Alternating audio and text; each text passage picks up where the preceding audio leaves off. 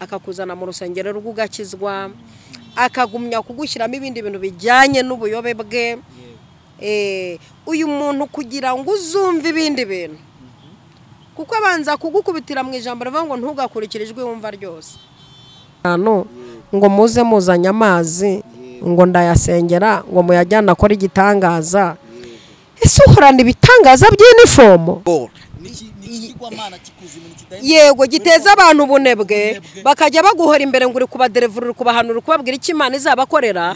Umuntu ntatekereze kujya gushaka akazi yarize akamara iminsi 40 ari imbere yawe ari mayoba ayobera imbere yawe yarize akageza kuri PhD ugasanga n'abagore bakuri imbere bize doctora ugasanga n'abagabo bakuri imbere bize bakaminuza urimo urabayobye ubabwira ngo Imana izabagirira gurya ngo vuga ngo bavuga ngo ha ngo vuga ngo hi ngongera ngo ha vuga ngo hu umuntu w'umugabo akizwa ngo ngo hi nawe ngo hi umuntu wize kweruka kaminuza kurira indege ukajya kwiga hanze ngo vuga ngo hi ngo vuga ngo ha ngo vuga ngo he. Reka ngushimire mu izina ry'umwami wacu Yesu Kristo wewe tubana aha kuri Evangeliste Mama Lionel. Imana y'amahoro iguha umugisha kandi kwishimire. Uyu munsi rero tuguhaye ikaze kuri Evangeliste niba ari ubwa mbere uhageze ukaba utarakora subscribe nyabuna ntugende udakoze subscribe kandi niba uri umusangwa nyabuna umwaka mushya muhire wa 2023 twawinjiyemo kandi n'ibyishimo. Umuhanga waravuze ngo abagendana baziranye bakomezanya amaboko burya. Muraho neza mubyeyi? Uraho cyane. Yesu nashi. Yesu ahimbazwe. Twakiye n'ubundi mu kiganiro cyacu cy'uyu munsi umwaka umeze neza urukumva urukufiringa neza. Rwose ndi kuwusoza neza kupfundikira neza. Ndamahoro. Imana y'amahoro ikwishimire. wasenga Imana noneho tugatangira ikiganiro cyacu cy'uyu munsi. Imana ikwishimire. Mana turagushimiye cyane uri umwami w'amahoro watubereye amaboko muri uyu mwaka rwana intambara nini n'intoya hari n'izaneshetse tutazi ko zabayeho. Haleluya. Tugushimiye kuba tugenze imbere ugeze n'ahataringanura haringaniza nitwanabimenya ko burya hatari haringaniye. Umenagura inzugi z'ibyuma ibihindizo uravunagura twarakubonye mu gihe byari bikaze. Tugushimiye ibintu byose byatubayeho tukuragije n'ibiri imbere. Kuboko kwawe kubane n'umuntu wese udukurikirana muri iki kiganiro imbaraga zawe zimuzeho kandi uhindura amateka y'ubuzima bwe mu izina rya Data wa twese Umwana n'Umwuka Wera. Amen. Amen. Imana y'amahoro iguha umugisha. Uyu munsi muri twabatumweho nifuje ko tujya muri twabatumweho. Haramaze iminsi umbwira uti bazi iminsi nsenga ariko nkumva ikirere kisa nkaho kibanye ugakomeza ugapenatira mu masengesho usengera ubwoko bw'Imana. Hari ibintu ugenda ubona bitari byiza bigiye bitandukanye. Ngo ndashaka gutumwa ku bantu b'Imana ariko cyane cyane ku bakizwa. Hari abakijijwe bitonde batazayoba ariko uramwe ruti ndashaka kuganiza abakurikiranye Evangeliste Mama Lionel ndetse binabaye na ngombwa na prophetess binabaye na ngombwa kuko hari abantu baboneka kuri Evangeliste bataboneka kuri prophetess. Uyu munsi rero abo bantu bari gukizwa muri iyi minsi wabatumweho iki? Kuko ejo bundi waganiye ikiganiro cyiza cyane ijambo ry'Imana rivuga ngo abantu bihane ariko hari igihe ahari baba atari bo ahubwo abakabihanishije ari bo. Sinzi ariko ibi bintu kukibinjemo ahubwo kanguhe ikaze na karibu. Urakoze cyane kumpa ikaze na karibu ku mugani wawe. Ndagakunda ni kamwe ariko hari abazi ngo ni ikaze hari abandi bazi ngo ni karibu abandi batisita. Buri muntu ajya atora amako akunda rwose buri muntu ajya atora amako akunda bibaho. Iyo Imana ibaha umugisha rero kandi nawe urakoze kunyakira kuri icano yivuga butumwa. Mana tuyishime ko aduha umurongo wo kuvugiraho ibyayo. Habwa icyubahiro. Turi buganiriza abantu rero uyu munsi kandi ndumva ndi mu mavuta yo kuvuga. Ariko burya jewe nkunda no kuvuga. Nkunda kuvuga no mu buzima busanzwe nkunda kuganira ariko uyu munsi ndumva turi buvuge ku ijambo rivuga ngo ntimuyobe. Nyuma yuko tubwira abantu kwihana hari igihe umuntu yihana akayoba akagira akantu k'ubuyobe akarenga umusaraba. Ntimuyobe. Hari abantu bihana bakanabikabya bagakabya bakayoba. Aka kantu nako turi bukavuge twifashishije iri jambo riri mu Bagalati igice cya 6 umurongo wa 7 havuga ngo ntimuyobe. Imana ntinegurizwa izuru kuko ibyo umuntu abiba ari byo azasarura. Ubibira mu mubiri we muri uwo mubiri azawusaruramo kubora. Ariko ubibira mu mwuka muri uwo mwuka azasaruramo ubugingo buhoraho. Imana ishimwe. Turi buganirire kuri ijambo rivuga ngo ntimuyobe. Duvuze amagambo menshi ariko reka tukivugire kuri ntimuyobe. Kuyoba ni Ikinyarwanda. Ni Ikinyarwanda n'umunyarwanda aravuze ngo umuntu yayobye arihuta. Iyo umuntu yayobye arihuta njya ntega moto ngiye nko mu ivugabutumwa ahantu ntahazi neza cyangwa unyobeye yatuyoboye nabi. Nkabona iyo twayobye niho twihuta ukabona wayobye umwanya munini. Ntimuyobe rero niryo jambo turiho. Ntimuyobe turabijyana mu mwuka cyane kuko turi mu ijambo ry'Imana. Ari igihe umuntu yihana ariko akayoba. Ni ukuri. Tukagira Imana tukabona araje arihanye ariko akayoba. Hari igihe umuntu ayoba ayobejwe. Nta muntu kenshi uyoba atayobejwe. Akayobywa. Akayoba ayobejwe. Hari n'uyoba yiyobeje. Kubera iki? Kubera uko abyumva ari kumva ibintu bye ari kumva ibintu bye ari byo bizima kuko utazi ubwenge ashima ubwe bikamutera nawe kuyoba yiyobeje. Kandi inshuro nyinshi umuntu wayobye ayobejwe kumugarura biragora bitewe n'uwamuyobeje. Hari igihe umuntu wamuyobeje ari we wamwivaniye aho amuvanye. Uyu muntu wakwivaniye aho akuvanye akagushyira mu maboko ye kukuyobya kugira ngo hazagira undi muntu uza kugukuramo ibintu akuyobesheje.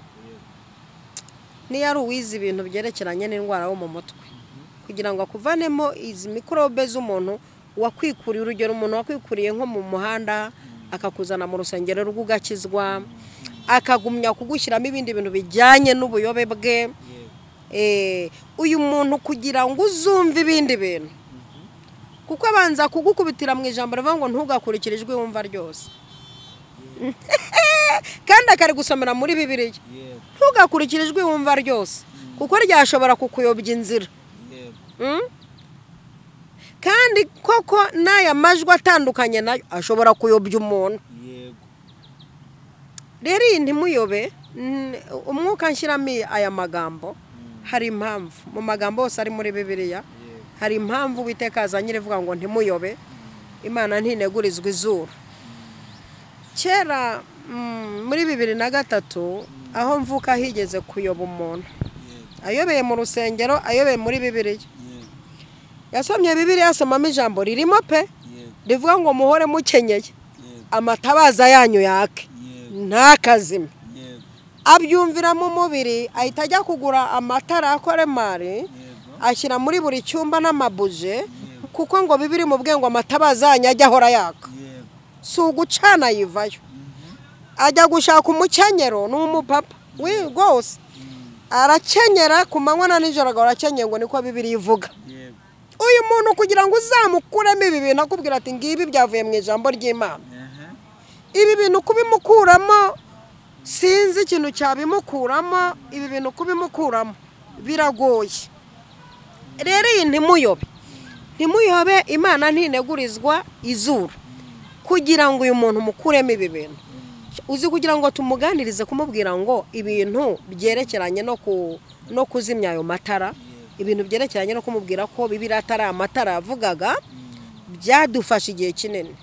Byasabaga kumusura buri munsi kandi uyu muntu wayobye ntajya akunda umuntu umubwira ahubwo wakunda ababwira. Uyu muntu wayobye ntakunda umuntu umubwira akunda w'abantu abwira mucece kavuga yiyaranje ababwira iby'inzira ze kandi izi nzira ari bugaragaze ko arizo nzira nzima. Uyu muntu no kumukuro bisaba imbaraga ubwenge y'umuntu kugira ngo muyobore inzira yayobeyemo ni ibintu akenshi bigora. Bibiliya kugira ngo uvuge ngo ntimuyobe nuko hari abantu bagiye bayoba tuzi kandi nuko n'ibiyobya bihari. Uyu mujyi n'icyaro ndetse iki gihugu ndetse n'ibindi birimo ibintu biyobya abantu kandi ibintu biyobya abagenzi. Nta muntu uyoba atari umugenzi. Aka kantu badukurikiye bakumva Mana ishimwe cyane. Nta muntu uyoba atarimo kugenda hayoba umugenzi, hayoba umuntu wese ugenda birashoboka ko ayoba. Kandi birashoboka ko uyu mugenzi urimo ugenda birashoboka ko adashaka no kuyoboza inzira kuko Bibiliya ivuga ngo mubaririze inzira za kera aba arizo munyuramo. Hari umuntu wihagararaho ntanayoboza. Iki kintu batwumve akiyagara ati sinyoboza ndasoma ibyapa ndimagina ndumva nyoboje banseka umuntu nkanjye wize. Tuzi Kigali bwa mbere bajyaga batubwira ati Kigali nta muntu uyoboza kuko uyoboje umuntu akuyobora ahantu bajya kukwica bigatuma uza ukihagararaho ntuyoboze basi ukagenda ukurikiye ibyapa. Tugize Imana telefone ziraza tuba arizo tujya tuyoboresherezaho. Ariko uyu muntu wayobye udashaka no kuyoboza we n'urundi rwego runakomeye. Uyu muntu ahajya ntahazi ntashaka no kuyoboza. Ese uyu muntu aragera yate ntahazi ntashaka no kuyoboza. Uyu muntu bivuze ko ari buyobe kenshi nayo kuyoba kuko hari igihe hagiye nta n'ibyapa. Buriya mu bintu byatumye Paulo avuga ririya jambo ngo tumaze gukira tumenya yuko icyo kirwa cyitwa Merita. Uzi impamvu bavuze ririya jambo? Kiriya kirwa nta byapa byariho ngo bamenye ko ari Merita. Nta namwe bari kubisoma. Bamenye ko ari Merita bageze hakurya babacaniye umuriro bamenya ko ikirwa bavuyeho kuko bagisobanuriwe n'abahazi. Babasobanura ko icyo kirwa cyitwa Merita. Uzi impamvu imyaka 400 Abisirayeli bamaze barorongotana mu butayu nta byapa byari bihari. Binyura mbega basubiragamo inzira bakabona zirasa kuko nta byapa bihari. Uzi impamvu dushimira umuyobozi w'igihugu nyakubahwa umubyeyi wacu yasomye Bibiliya. Ubu impamvu one ibyapa ku mihanda ndetse n'imihanda n'ibyapa ibi bintu biragaragara ko asomye Bibiliya amenya abantu bari kugera amahirwe ntibageraho kubera kutamenya inzira. Kabiri ibi bintu byo gusana umuntu yatse ibyangombwa biri muri Bibiliya. Nehemiya ati fata urwandiko rwo gushyira Asafu umurenzi w'ikibira kugira ngo bakwemere gusana Yerusalemu. Uburyo iki gihugu cy'u Rwanda cyubakiye muri Bibiliya. Wenda tuzagira igihe cyabyo tukora ikiganiro cyabyo tugaragaza uburyo igihugu cy'u Rwanda cyubakiye muri Bibiliya. Ariko uyu munsi turi kuri ntimuyobe. Abantu ntimuyobe kandi hayoba umuntu uri mu nzira ugenda. Kandi ibiyobiza abantu birahari niyo mpamvu iri jambo ryabonetse. Ibiyobiza abantu birahari kandi tubana nabyo. Wari wabona umuntu uyobera mu rusengero akayobywa n'umuyobozi umuyobora? Yego narabibonye. Warabibonye. Turavuga mu biki? Wari wabona umuntu ababwira bati ugenda utuzanire igitaka cyaho utuye cyangwa aho urara cyangwa aho ugenda cyangwa aho ukorera business yawe cyaho ukorera business se bura nk'umuntu akintumye nk'umuntu antumye igitaka cyaho nkorera business nagikura hehe nkorera ku makaro ni ikibazo nkorera ku makaro nk'umuntu amaye kizamati uzana igitaka cyaho ukorera. Hari ibintu abantu barimo bahuza n'ubupfumu tutazi aho bavanye birimo bituma abantu babiyoberamo kandi babaye benshi ugasanga n'abantu bize barimo barabiyoberamo. Noneho ugasanga ni n'amarangamutima y'uwo muntu arimo amukoresha ibyo bintu, si amarangamutima ava ku mwuka, kuko tuzi ko Elisa ajya agakoreshwa n'amarangamutima y'umwuka. Iki kintu abantu banyumve, nta muntu undi gusenya, kuko nta n'umuntu nawubatse ariko namwubaka, ariko ubu namwubaka, nubwo nta muntu wenda naba narubatse ariko ubu namwubaka. Elisa yakoraga ibintu ayobowe n'umwuka wera, akavuga ati mumpe agafu nage mu mboga, mumpe umunyu nage mu mazi ku isoko, mumpereze ingiga y'igiti nage mu mazi ishoka irareremba, abikoreshejwe n'umwuka wera. Rero abantu bashaka gukora ibisa nabyo ariko biri mu buyobe. Ikindi bakabikora buri munsi, ikindi bakabikora buri munota nta mwuka ubajeho, bakabikora nk'ibintu by'inifomo byo kugira ngo badahanuriye abantu, batemeje abantu. Kabiri, muribuka ko Bibiliya ivuga ngo nuko ajyanwa n'umwuka mu butayu. Uyu ni Yesu, ajyanwa n'umwuka mu butayu. Ariko tukubona abantu bafite ubuyobe bahora mu butayu, bamwe bakanifotorezayo bagapostinga, abandi ukabona bagiye kurirayo nyine ayo mafoto, ariko wareba ukabona si umwuka wabajyanye mu butayu, bajyanywe n'ubushomeri, bajyanywe n'ubukode, bajyanywe n'amamodoka bashaka, bajyanywe n'ikintu runaka, si umwuka wabajyanye. Kandi turi kuri ntimuyobe, ntabwo inagurizwa izuru yakutsindayo, kuko tuzi n'abaguyeyo, tuzi n'abavuye mu butayu barwaye abadayimoni kandi bagiye gusenga. Ndabazi benshi cyane bagiye gusengera mu butayu bava bahakuye imyuka yo mu barangi benshi, nabo bakaza bakayidutuburira bakoresheje imyuka yo mu barangi, bakoresheje izi mbaraga ziva kuri Sekibi, bakaza kudutuburira bakayobya abantu, bakayobya intore z'Imana bakoresheje ya myuka bavanye iriya na za ndimi bavanyayo barepeta, kuko hari indimi zabaye nifomo. Ujya mu rusengero rumwe ugasanga nirwo umushumba wahavuga, wajya mu rundi rusengero ugasanga urwo rurimi nirwo avuga, wajya mu rundi ukumva nirwo umuntu avuga, ukibaza se igihe umwuka wera aza kumwe yahawe kuvuga ku rurimi rwe. Umwe ahabwa kuvuga ku rurimi rwe, bavuga ururimi rushya. Ni gute turi muri nimuyobe? Ni gute usanga insengero zirenze 20 buri mushumba buri mu moyishopu bavuga ururimi rumwe? Bantu mungurikiye nimuyobe, bantu mungurikiye nimuyobe, mwitonde nimuyobe. Ni gute umushumba ndakoresha titire y'ubushumba, mumbabarire, nta mushumba nta zina runaka nunza gatoki, nuko tuzi ko umuntu wese uyoboye yitwa umushumba, ngira ngo umuntu uyoboye itorero tw'umushumba. Muri nimuyobe, ni gute umuntu akwicaza mu biro ari umushumba w'umugabo, urinje uri umugore, urakinze, utangiye kumubwira ibye, kandi namwe aho mwayobeye mujya kubamenera n'amabanga yo mu buriri y'ingo zabananiye. Muri iyi ntimuyobe ugasanga uyu mushumba ngo agiye kugukorera deliverance, kandi iyi deliverance irakorwa wakuyemo imyenda. Ariko ntimuyobe sha ntimuyobe, iyi deliverance iba yakuyemo imyenda umugabo ku mugore. Iyi deliverance nta kantu, nta doza y'ubuyobe irimo. Harimo doza ahubwo y'ubupfumu, kuko abapfumu nibo bajyana ibyo bintu byabo n'ibiki byose. Yego, kandi harimo n'akandi kadoze k'icyaha. Nimuyobe kuko ubu buyobe burabagusha ku busambanyi.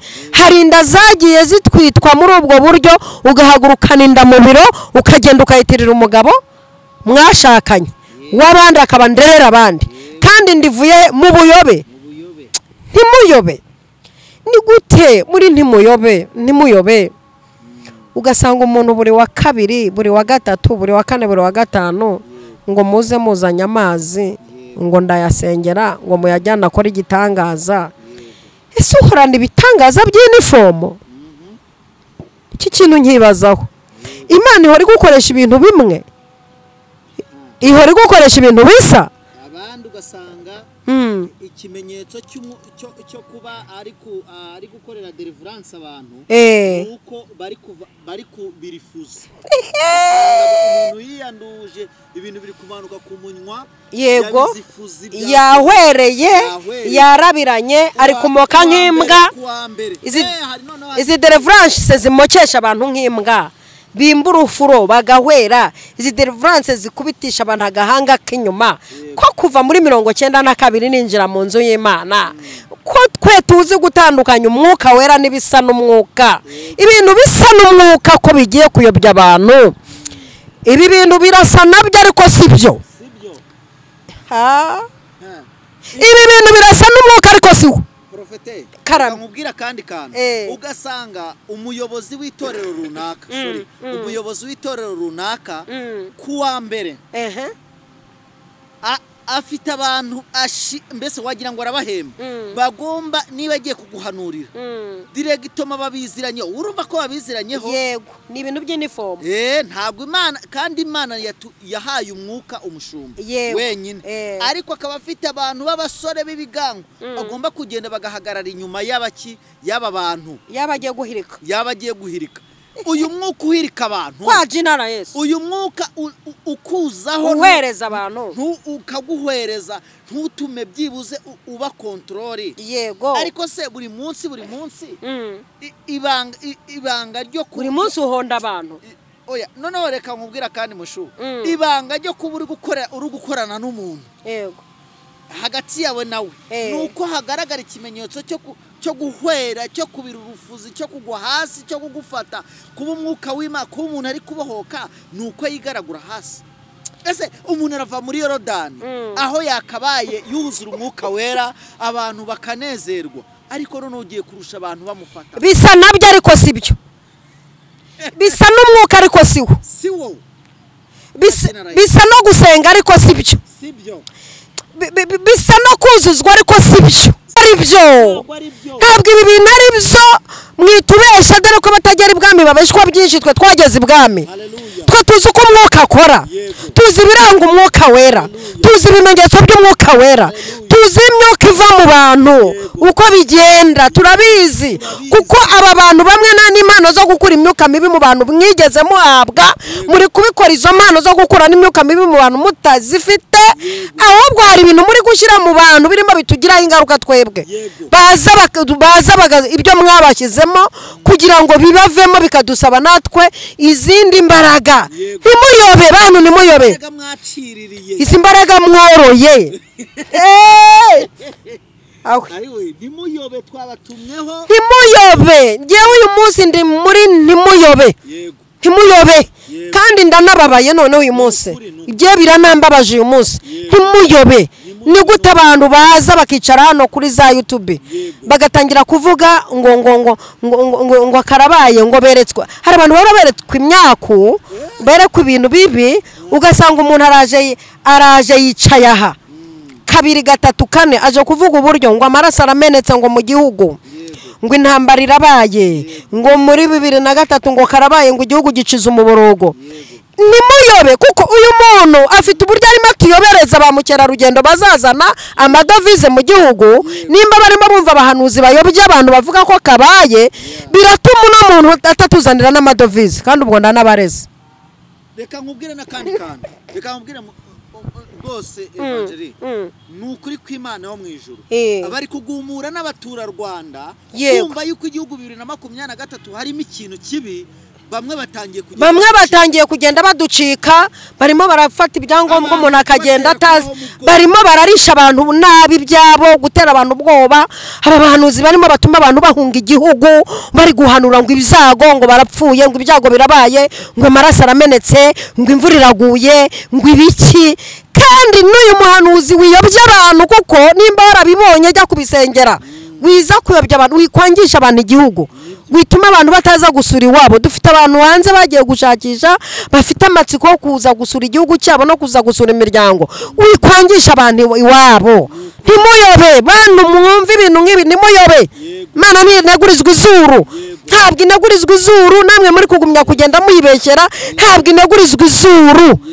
Ngaho ndebera igihe bahere muri 2020 bavuga ngo karabaye, ngo karabaye ngo mu gihugu.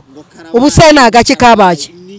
Ntituryama tugasinzira umutekano si wose, amahoro ntasagambye.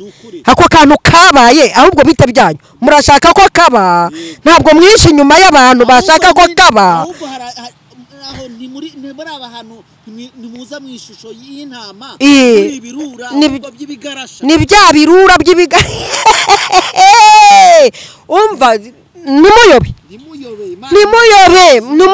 Imana ntinegurizwa izuru. Icyo umuntu abiba nicyo azasarura. Nimba ubiba imikasiro uzasarura imikasiro, nimba ubiba imyaku uzasarura umwaku, nimba ubibumbira mu mubiri uzasarura kubora. Ntimuyobe. Ariko ibi bintu bimaze iminsi binambabaza kuva 2020.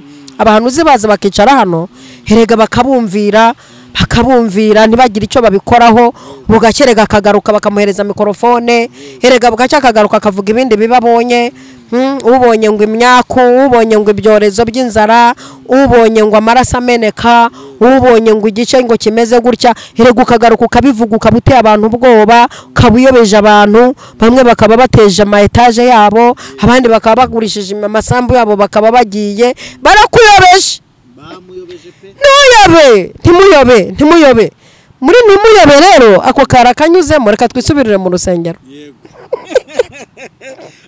Umva nukuri nge naratangaye cyane aho umuntu ariko izi mbaraga ariko ikibazo cyabo rero n'aba bantu bayobejwe hari igihe babona n'ubarangira bakagira ngo hari kuko bakanzwe, ugasanga bafite bahorana ubwoba. Asanga umuntu aravuga kuko yenda nkundira mbivuge, bano bantu bakora bino bintu hari ibimenyetso bibaranga. Ikibazo nuko n'abantu bagiye kujya babigenderamo. Basanga umuntu awubanutse hariya kuri comment ngo nangu usigaye ngo wambara ngo impeta ngo yababantu, ngo cyangwa wambara ngo amaherene yababantu, ngo wambara ngo isaha ngo n'ibikomo ngo byababantu. Kubera iki? Kubera yuko hari abantu babashuma twahoze tuvuga abitswemo ubuyobe, bafite ubuyobe yabitswijwemo nabo bantu duhora tuvuga bafite izo mbaraga zisa nazo nubwo butware bujya gusa n'iby'Imana ariko atari byo. Iryo yerekwa rijya gusa n'iry'Imana kandi atari ryo. Ibyo biganza bijya gusa n'iby'abantu b'Imana kandi atari byo. Bifite izindi mbaraga bikorana nazo, bitumye abantu batabona abantu b'Imana ko bariho. Ahubwo mu minsi mike turashiduka abantu bazinutswe mu nzu y'Imana kubera ibihabera. Mu minsi mike turashiduka abantu bazinutswe n'abahanuzi kubera guhanurirwa ibintu imyaka 10 gashira kandi akubwira ati bikarabaye. Kabona umuntu aragiye agurishije imodoka cyangwa afashe imodoka yihaye umushumba ngo niko Imana imubwiye, ngo Imana irambwitizana icyo kintu kugira ngo mfungure ibyawe, ugaterura ukajyana akabara kuyobeje urugo rukaba rurasenyutse. Kandi turi muri ntimuyobe kuko umuntu wese aba afite umuyobeje. Yewe ndi mu mwuka wo kubwira abantu bayoboye abandi, sibyo? Wenda turi mu gihe cyo kubwira abayoboye bo mu rusengero. Hari n'igihe tuzavuga abayobozi b'insibo buryo bayobeje abandi, kuko hari n'igihe tuzavuga abayobozi b'imidugudu runaka, ariko turi mu bayobozi bo mu rusengero kuko nibo bayobeje benshi. Ukabona ufasha abantu iminsi 40, umuntu n'umugabo uhahira urugo n'umugore uhahira urugo, ngo amaze iminsi 40 araho ngo niko Imana yakubwiye ngo abantu nibamara iminsi 40 baraha. Icyambere urimo urateza umwuka w'ubutindi mu bantu. Kabiri urimo urateza abantu umwuka wo mbuzi ikinyarwanda kiza mbivugamo kitari nyandagaza. Hamuka no kwa n'umwuka w'ubunebwe ukomoka kuri Belphegor.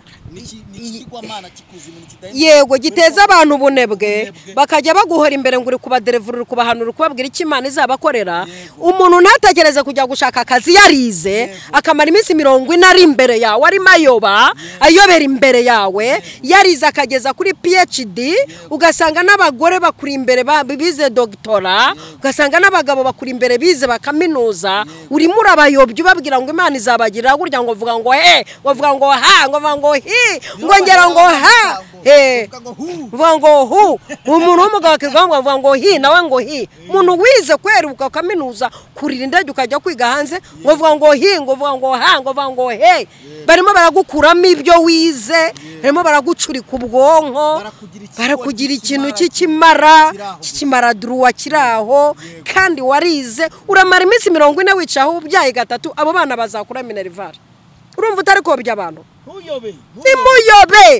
nimuyobe uramara iminsi 50 uri aho ngaho ngo muri gusenga ngo mwivungiranye umuntu muri gusenga ubwo ni umwuka w'ubunebwe mw'izina rya Yesu uri kwica abantu mu bwonko reka bajya gukoresha yo bize bashaka ubuzima reka bajya ntimuyobe hari n'abayobesha abandi ubuturisho kere kwasongoza agaturisha iminota 30 yashira akazana kandi akakita izina nguri n'ituro ryo kwihumanura kagenda agashira akongera akazana kandi nguri n'ituro rikwambutsa ngo Yorodani se tutudimi Yorodani iri mu gihugu cy'u Rwanda harimo Yorodani yahe ninde yabwiye hano hari inyanja itukura irimo ariko nimugira ngo rwose turi kubagumura mu gusenga no gusengesha kwanyu tuzi uko nabyo bikora ariko wifata abantu ngo wabohe iminsi 30 iminsi 40 iminsi 20 basi bafata umunsi umwe uvuga ati uyu munsi muzaze dusenga n'Imana twakuri yera yo mwijuru kuko Imana erega hari umwami w'u Rwanda umwe ngo abazungu bagira mu Rwanda ngo baramubwiye ngo turashaka kubaka inzu y'Imana ngo ahamagara ngo umwana ngo aramaza ngo niko shango yitwa ngibera hose cyarimwe ngibera hose ngo none se ngurashaka kumbwira ngo iyo nzu Imana yakwirwamo ni yihe kwibera hose nase murashaka gufata u Rwanda rwanyi rwose mukarwo mukubera hose mukubaka inzu y'Imana mu by'ukuri tuzi uko Imana ituye muri twebwe ikorera muri twebwe ikinezeza Imana nuko ukazanya na mugenzi wawe kuko ijambo ry'Imana rivuga ngo nkuko icyuma gityaza ikindi niko umuntu akaza mugenzi we ubu prophetess ashobora gusoma ijambo ry'Imana muri kumwe ariko ntimuhora hamwe ni ngombwa ko mutandukana mukajya gukora ese muri ntimuyobe ibi bintu bari kubakorera ubundi bari kubisoma ibintu bari kubakorera tutazi aho bavanye ibintu baza gukora bisa n'iby'Imana bisa n'ibikorera mu bantu b'Imana birasa n'ibikorera mu bantu b'Imana ariko sibyo impamvu atari byerega ntibakizwa ese deliverance itakwihanisha icyaha iyo umuntu uza kukudelivera ngo ubone umugisha atabanje kukwihanisha icyaha uzanye kandi reka mbabwire ntimuyobe mwabagabo mw'abantu bize n'abatarizemo ntimuyobe uno mujyi urimo abantu benshi bayobya intore z'Imana bafunguye insengero nako bakodesheje insengero hari benshi bari mu gukora none nabonye hari n'ugiye kurugurisha ariko ngo abantu kumubeshera n'abantu baharabika ayo makuru naho narayumvise sibye ko zimwe bizahinduwe akabari twagiye tubibona nyuma tukabona umuntu afungura urusengero kubera ko rutujuje ibyangombwa leta y'u Rwanda yarufunga agahita ahinduramo akabari neza agahita akubitamo akabari abantu bakaza bakanywa pe kwibaza use nibi ibiki koko ntimuyobe niko Bibiliya ivuga ngo ntimuyobe Imana ntinegurizwa izuru ibi bintu birasa nabyo birashaka gusa nabyo ariko sibyo kuki se mufata ibintu bisa nabyo mwagiye gufata ibintu biri byo hari inzererezi z'abayuda zajyaga zivuga ngo twirukanye abadayimoni ngo mu izina rya Yesu umwe Paulo avuga ngo ni inzererezi z'abayuda abadayimoni ngo mu izina rya Yesu umwe Paulo avuga ntabwo ari mu izina rya Yesu wabo ni mu izina rya Yesu umwe Paulo avuga hanyuma abadayimoni batari rwose mwambobo Yesu ko tumuze ko barusha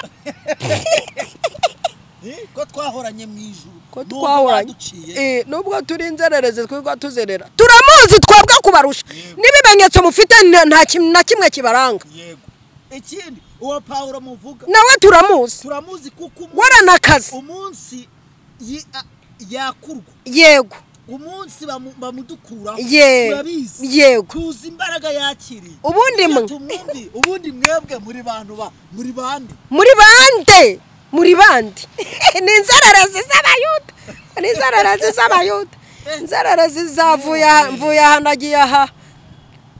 nagiye aha ndabagira aha n'aha mbakorera ego ndabakuraho iki mwohereza igitambo nzamutse umusozi ngiye kanyarira urusengero baranyirukanyeho nakodeshaga mu nkodeshereze si y'Imana munyishyurire radiyo Imana ikodesherezwa munayireke mujye munagira n'amakenga ngiki giturisha munyishyurire mu rusengero bagiye kunyirukana munyishyurire radiyo dore navugaga kuri radiyo none ndayabuze si ubundi nta na support ufite ntayo ubundi ubwo uhagaze kuki usibye kuyobya abantu barabayobeje wamamaza utwabo ubundi hari ibimenyetso biranga umuntu wahamagawe Prophet nyemerera mvuga bino bimenyetso bigira muri bingahe mu izina rya Yesu ikimenyetso cya mbere nuko umwuka w'Imana akorera muri wowe ikimenyetso cya kabiri nuko Imana yaragukoze ku munwa ikimenyetso cya gatatu nukuba yaraguteye ngo abatewe mu nzu y'Uwiteka bazaguma mu bikari byayo icya kane nuko uterana mu nama ya mu gitondo ifata imyanzuro y'ibiririrwa ku isi ubundi ndigibye cyane niba utabyukanye ijambo ry'Imana ntiwahamagawe ubundi nimba buri munsi uko amazi ubundi reka nkubwire ndafashijwe kuko aba bantu nta na support y'ijuru bafite tujye tuvugisha ukuri mujye mwemera nimuyobe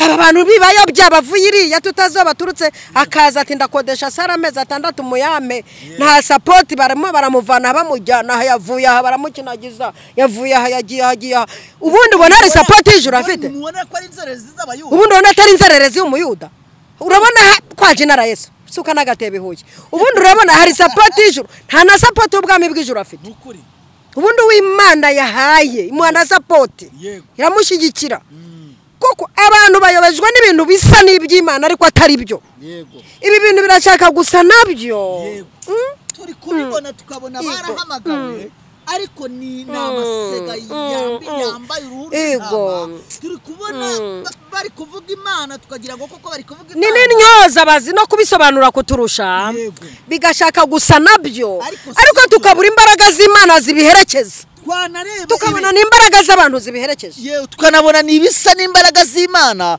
twazigenzura tugasanga nta mbuto bigeze bera ntibera imbuto z'Imana ugasanga nta mbuto foromire nimwe nakabaye barakodesha uyu muntu urabona umva izi ntore zo n'inkodesha niyo mpamvu zigwa mu mazi bigasaba risuza kuzirerembeje ati musengere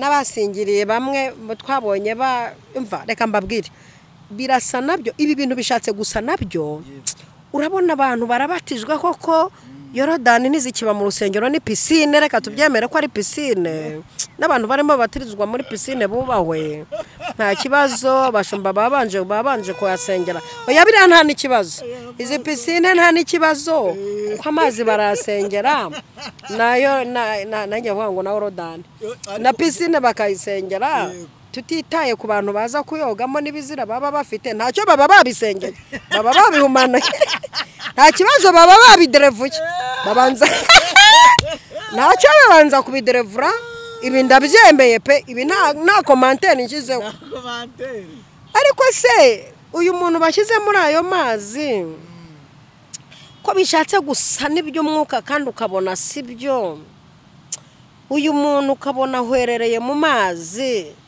mama wamubyaye yamuherekeje ngo yaje mu kubatizwa bakabona umwana wari umunezero w'Imana ahubwo ukabona avuyemo amujyana sehashika bari guterura bajyana ari imirambo yewe uyu mwana wanjye bashyize muri Yorodani agahebeba nk'ihene uyu mwana wanjye bashyize na kopi muri piscine akavamo ahwereye akavamo apfuye akavamo tujyana sehashika bakamushyiramo agaserumo akavamo yatsindaga amashuri agahita bumuswa akavamo yubahaga ababyeyi agahita b'imbobo ananirana ibi bintu bishaka gusa nabyo ariko si byo birashaka gusa n'umwuka wera ariko si wo, birashaka gusa n'impano z'Imana ariko sizo, ntabwo arizo. N'ikimenyimenyi aragira ati ndabahanura ni mu mpana, ntabwo nzongera kubahanurira ibyanyu ubu ndabifite. Bishatse gusa nabyo ariko si byo. Bantu munkurikiye aya masaha, ndumva ashaka ko umwaka 2023 mutazayo nimuyobe. Kivuge ntibayobe. Nibutse ikintu gikomeye kize kinambabaza. Nibyo koko umwuka w'Imana hari abawuzura pe, bakawuzura bakawusinda bakajya mu bitaro, ariko iyo bavuye bagira imbuto zo kwihana ziraboneka. Ariko aba bantu niyasubiye mu rusengero ni imirambo. Uzi ingaruka byagiye bibageraho bari abantu bagiye bahwera, hari ibintu banduye cyane. Uramusengera kumva avuga rwa rurimi rw'umushumba, bahita bagirana rwa rurimi rw'aba bantu batekenetse cyane. Umukozi w'ikiganza ugiye kumusengera ntatuma unasenga, ahubwo arasakuza kukurusha, kandi asakuza avuga bya bindi ngo ishakarababa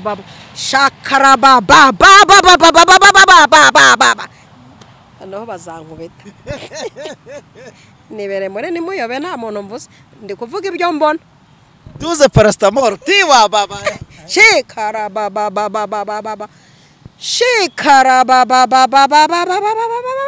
wajya handi ku kindi cyumweru naho gasanga shikarababa ni nyamaswa nyine. Wajya n'ahandi ukumva undi nawe ati shikarababa nuko bisa n'ibyo bushizeho navuyera. Wajya n'ahandi mu ntara kunda ati shikarababa seko bisa n'ibyahandi. Abantu bacishije hamwe ibintu babiranguriye mu iduka rimwe. Izi mpano baraziranguye. Aya rwose musubize by'abandi, mwe tubesha tuzi umwuka wera, tuzi n'ibisa naho, tuzi ingwe, tuzi n'ibisa naho. Yego. Nzi gutandukanya injangwe n'ingwe. Yego. Mwimbesha dore maze gukura, maze iminsi mbagendamo nabavumbuye. Mugabanye ibintu murimo mupfunyikaho mupfundikanya rwose. Mureke tuvugisha ukuri kuko ntikwica umutumirano.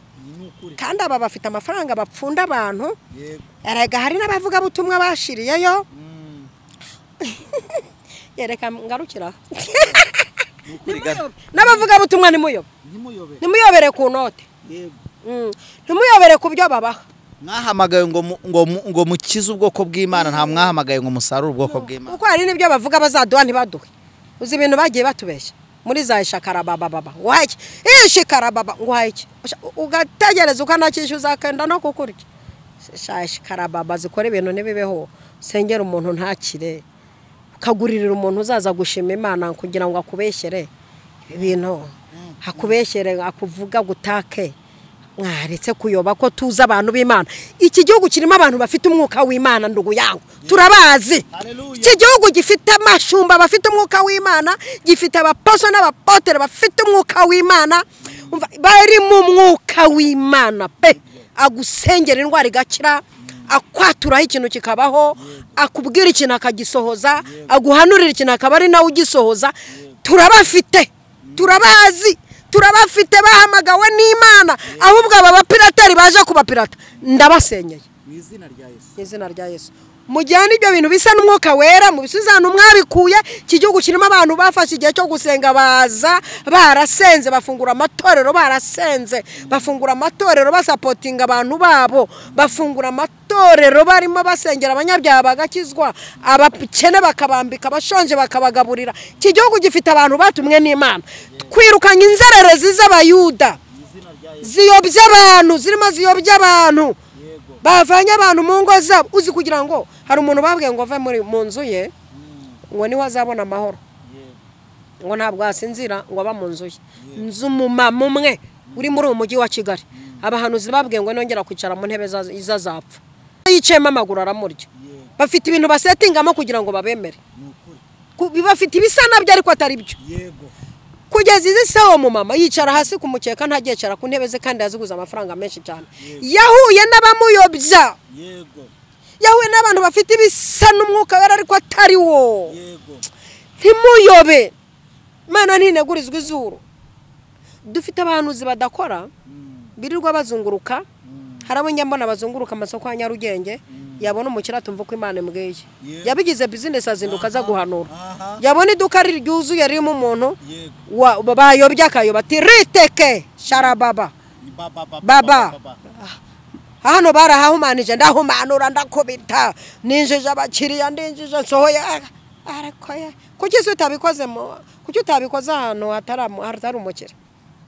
Akafata isoko rya Nyarugenge akazunguruka, agafata cika akazunguruka, agafata na Kumati akazunguruka, agatahana gatubutse,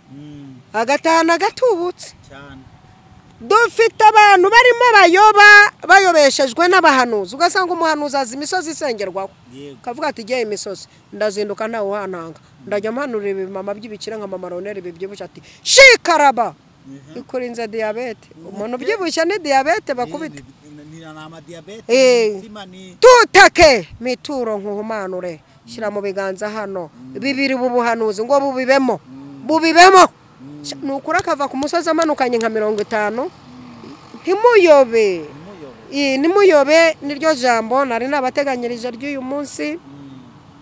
Wowe udukurikiranye bararangije kukuyobya, baragusenyeye urugo, uhembwa ubahereza, uri mu madeni. Wowe udukurikiranye barakuyobeje, utagikora barakubwiye bati hagarika akazi niko Imana ivuze izagutunga. Twagutumweho muri ntimuyobe Imana ni data, ntimuyobe nibwo butumwa twazanye. Imana ntinegurizwa izuru. Reka dusenge. Mana ishobora byose, tugushimiye ijambo ryawe ryiza wateguriye abantu bawe. Ntushaka ko uyu mwaka abantu bazayoba, urashaka ko uyu mwaka abantu bamenya inzira y'ukuri. Nibamenya ukuri niko kuzababatura. Suka imbaraga z'ububyutse, abantu bamenya ukuri kuba ariko kubabatura. Bamwe bayobeye mu nzererezi z'abayuda, abandi bayobera mu bitekerezo byabo, abandi bayobeshwa na bene wabo, ariko ushatse ko uyu mwaka abantu batayoba. Tugushimiye ijambo ryawe ko ugiye kurikurikirana ukaririnda, ndetse umuntu wese uryumvise agahindurwa naryo. Urakoze Yesu, tubisenze dushima mu izina rya Data wa twese, Mwana n'Umwuka wera. Amen.